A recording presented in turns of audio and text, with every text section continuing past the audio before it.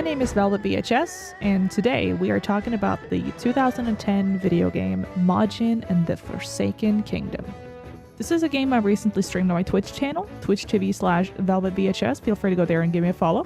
I feel like I really should make a video about this game for YouTube after having played it.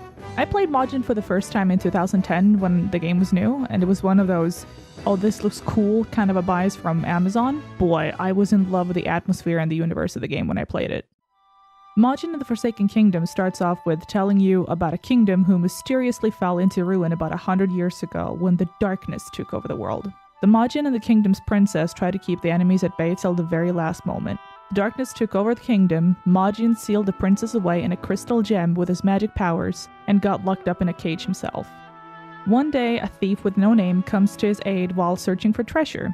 The thief has a special connection to animals and is able to talk to them, which will give him hints and help about his surroundings, and this is why he can also speak to and understand the Majin. The thief senses that the Majin is a creature of great power and understands that he has the potential to actually save the kingdom. You're coming with me. Right, partner? Partner? And so they set out on a quest to defeat the 4 generals of the land to be able to get into the castle where the darkness has its stronghold. On the journey to defeat all the generals, you will get to know the thief and the Majin better by gathering memories of what happened when the kingdom fell into ruin and about Majin's life, which create a deeper bond in between the two characters. After a while, the Majin remembers that his own name is Teodel, and also names the thief Tepeyu from an old companion before the darkness took over. Throughout the game, you will have to go through 4 different regions, which of each have a fruit with a new power for the Majin so that you'll be able to make him stronger and defeat the general in that region. I hungry. Why I hungry? You can also find smaller power-up fruits in different regions, as well as health and stamina power-ups. And as a little side note, you have to find all the power-ups for the Majin to be able to get the true ending of this game, but more about that later.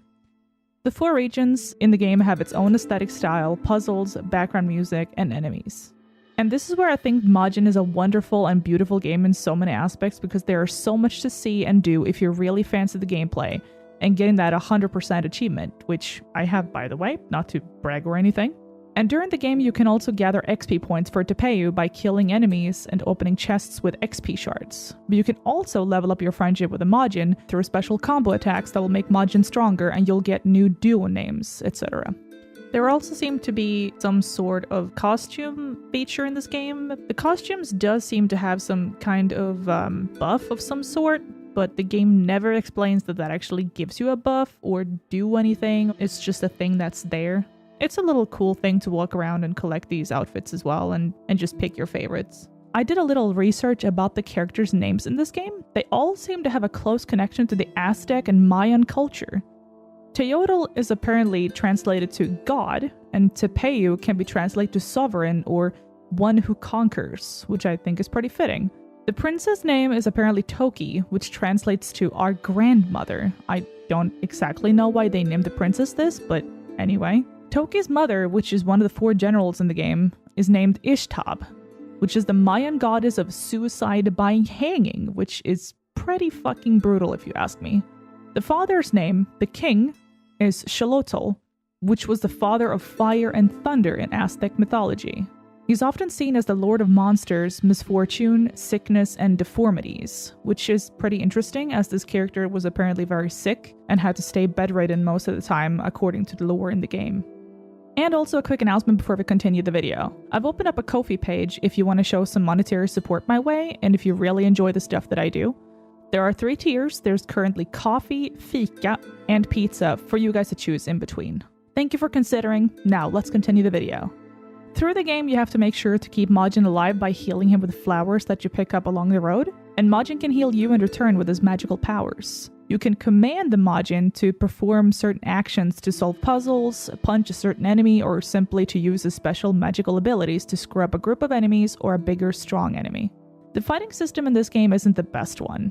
And as Tepeyu, you have to fight with a piece of metal that pinned down the Majin in his prison that seemed to have a little bit of Majin's magic infused into it. It heavily reminds me about the Keyblade from Kingdom Hearts. However, there are no skill points to upgrade to new attacks, and it makes the fighting system a little bit meh. Majin is a very beautiful game and it holds up pretty well in some aspects, and in other it really doesn't. I got really frustrated with some parts in the game, and even though I know this game is from 12 years of age, I could not stop to think, I'm an adult and I'm raging. How the hell could like a 13-year-old kid manage this crap? The last part of the game was especially frustrating. Sometimes in this game, it feels like you're babysitting a big walking turd. The Majin runs around staring at you with the small eyes, being clueless about what to actually do. He trips over things while following you. He sometimes says some really retarded things. Stun darkness. Make machines move too. And I also managed to glitch the first boss fight, which isn't surprising, but it also didn't make me like the game more. There is actually a fast travel system in Majin. A room full of ticking clocks where you can go to all the regions in the map. However, only the regions where you've actually beaten the general in. I have mixed feelings about the fast travel system because you have to walk to the actual room in that area to be able to go to another, and sometimes what you're looking for is going to be in the middle of two different regions, and it might just be faster to walk there and try to farm some XP and look for treasure on the way. And also, the music in Majin is amazing. It's absolutely one of my favorite things about this game. It's just so adventurous and epic and cool and cozy, and I absolutely love it. And talking about the ending, the true ending is something that both intrigues me and bothers me, because there's the fact that you have to gather all the upgrades for the Majin to be able to unlock it. If you miss even one stamina fruit or one electrical fruit, you will not get the true ending. It's only the upgrades for the Majin that matters. Unlike other rumors I've read on the internet, you do not need to max out to pay you and find all the chests for him, etc. If you do not find all the fruits for the Majin, you will get the sad ending. In this ending, you end up face to face with a great evil, but Majin just isn't strong enough to push back the darkness from where it came, and the Majin sacrifices himself to once and for all seal off the darkness and save the kingdom. I, guardian of kingdom, I protect everyone. My job.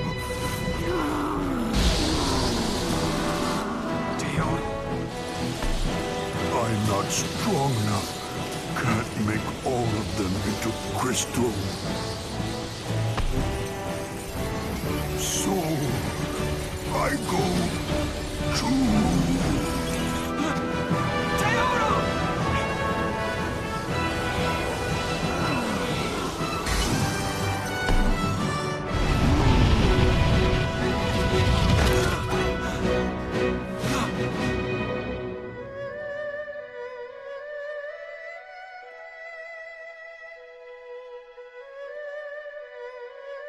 Mi te peu when I hurt.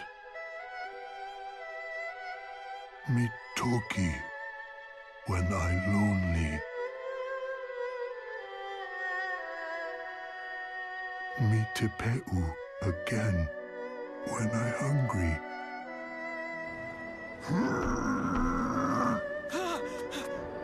We will meet again.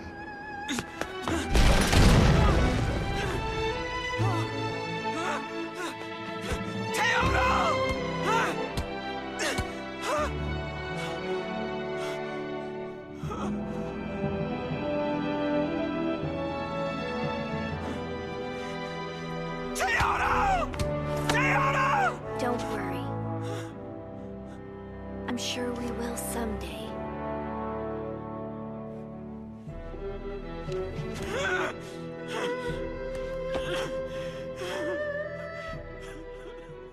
And this ending hurts.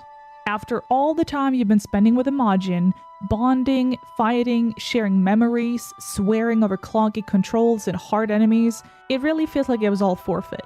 However, you can reload the save from earlier, where you're either on the inside or outside of the castle, and try to figure your way to get all the last upgrades.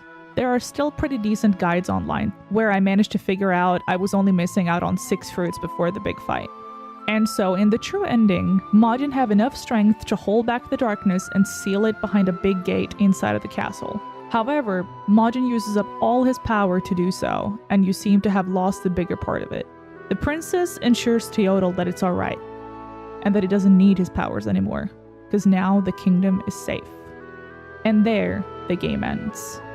All over Majin is a neat experience if you have never played it. It can be a bit frustrating at times, especially in the castle before the final fight where you go up against some new enemies that you've never seen before, but I cannot say this is one of the best games I've ever played, even though it's one of the more memorable.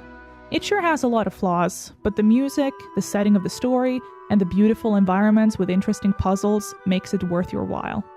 Have you ever played Majin? Did you like the game? Leave a comment down below and tell me about your personal experience. Thank you so much for watching this video, don't forget to hit that subscribe button, and I will see you in the next video.